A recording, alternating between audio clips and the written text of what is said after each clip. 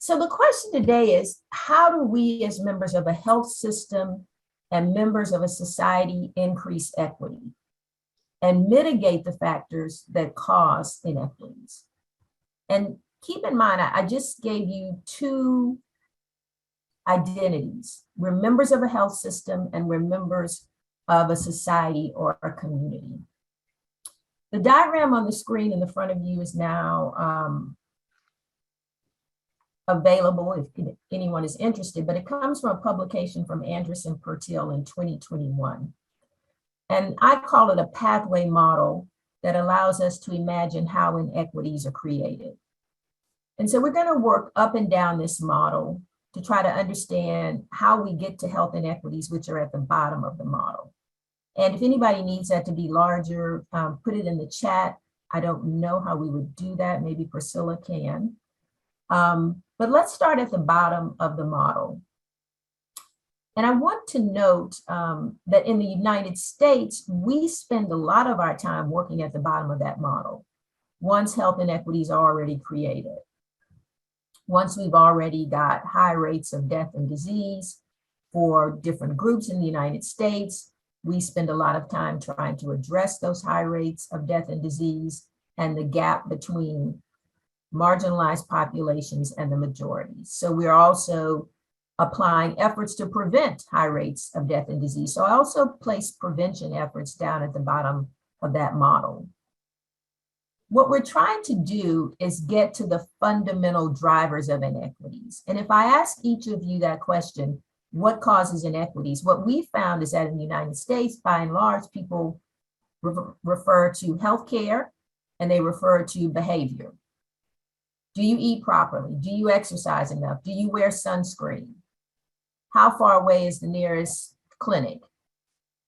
And so when we are thinking about the creation of inequities, I would challenge you to think up near the top of the model.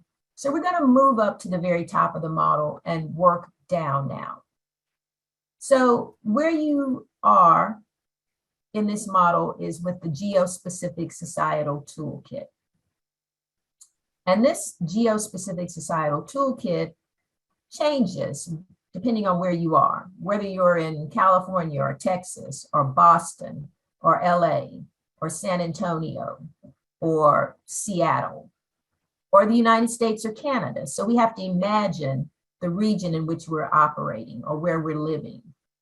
And then we think about the kinds of values, narratives, discourse, beliefs, and ideology of that toolkit, of that region.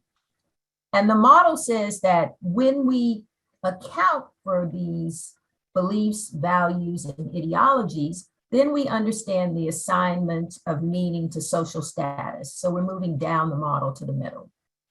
And depending on where you are in the world or in the United States, we assign meaning to social status.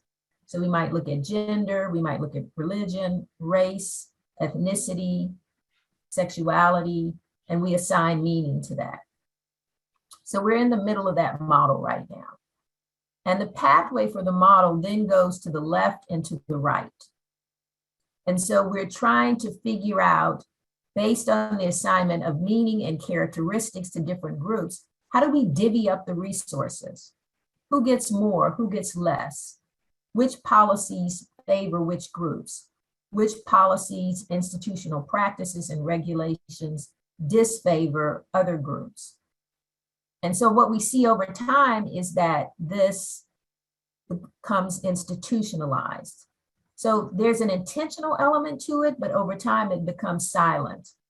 And we think of it as a set of unintentional policies and practices.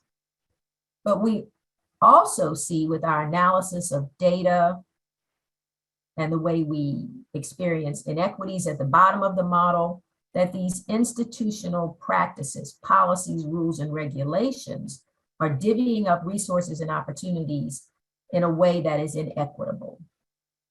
And unless we pause and question those policies, practices, regulations, then over time we see this repetitive distribution or maldistribution of resources and opportunities. So what are the causes of the causes? What's driving the inequities at the bottom? And what we're going to do is try to have a discussion about the top of the model, what kinds of institutional biases, systemic racism, systemic discrimination is occurring in our society. How do we address that so that we get better outcomes to the left and to the right, so that we begin to create equitable policies, practices, regulations, and systems. And so what I would say to you today is that we're looking at how we address structural racism, stigmatization. Is it a matter of creating public policies to address those kinds of practices, policies, and rules? Is it a matter of changing the discourse and the way we think about each other, building trust and communication at the very top of the model? Where do you spend your time? Where do we spend our time as a health system? And where do you spend your time as a member of a community and a society?